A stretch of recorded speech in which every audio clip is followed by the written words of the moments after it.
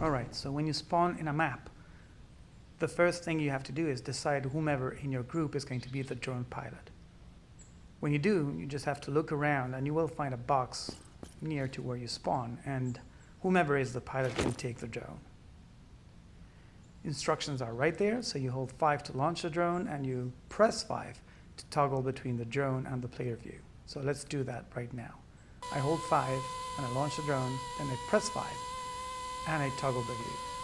If I press 5 again, then I get my player's view.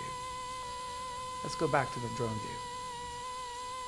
You get a quick reminder of what your keys are, but in general you can use WASD to move your drone forward, backwards, right and left, and it stays at the same altitude. If you want to change altitude, you can throttle up by moving your mouse upwards. You can also move your mouse to look around, and when you do so, you're going to see like a different bearing showing you where the drone is looking at. All right, let's look at this OSD, which stands for on-screen display. If you look here on the top left, you're going to see like the voltage, the battery voltage remaining, and the percentage of the batteries right now, 69%. Just next to that, you get the signal level. If any of these things go to 0, you basically lose control of the drone. Here in the middle, you've got the speed. So horizontal speed, when you move horizontally, that's the speed you get. You also, of course, have like the vertical speed. So if you go up or downwards, and you can see also that the altitude changes accordingly.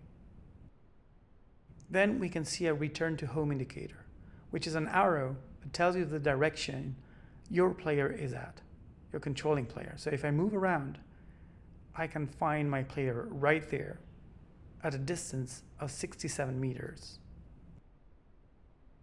I can use these indicators to return my drone more easily to my player. I can also use my mouse wheel to rotate my camera downwards up to 90 degrees, so vertically.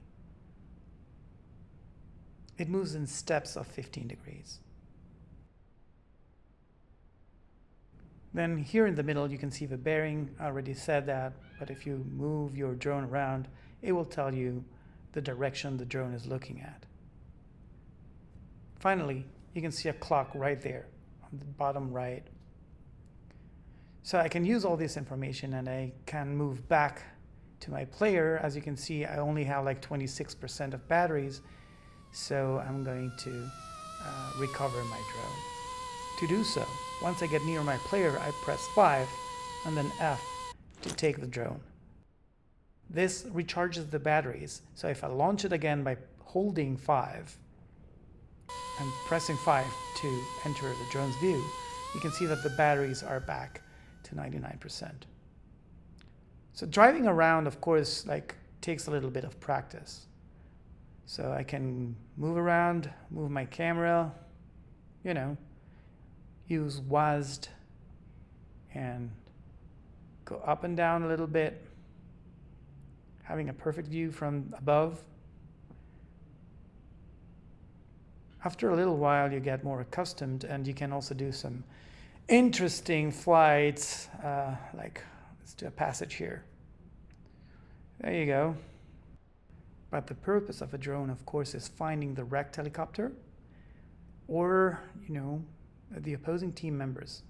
Let's say you find something interesting. Then you can use the last indicator of the OSD, which is the localization here. This localization corresponds to the GPS localization. So you can communicate it to the rest of your team so that they know where to find whatever it is that you are looking for. Once you're done using the drone, of course, you use the return to home indicator and recover it with your player. You know the drill, you get close to your player. Once you're close, you press 5 to switch views, and then you can press F to recover the drone. Something that is worthy mentioning is that if you have a drone up in the air, so let's launch it,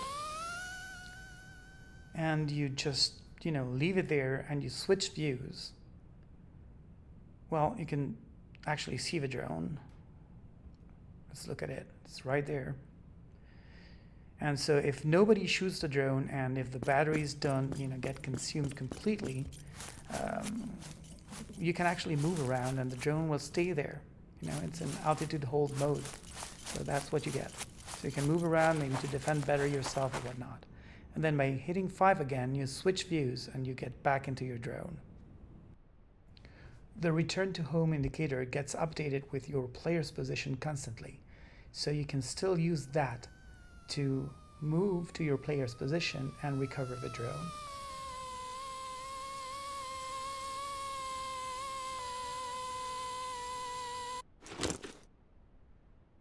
This concludes the drone overview. Happy droning!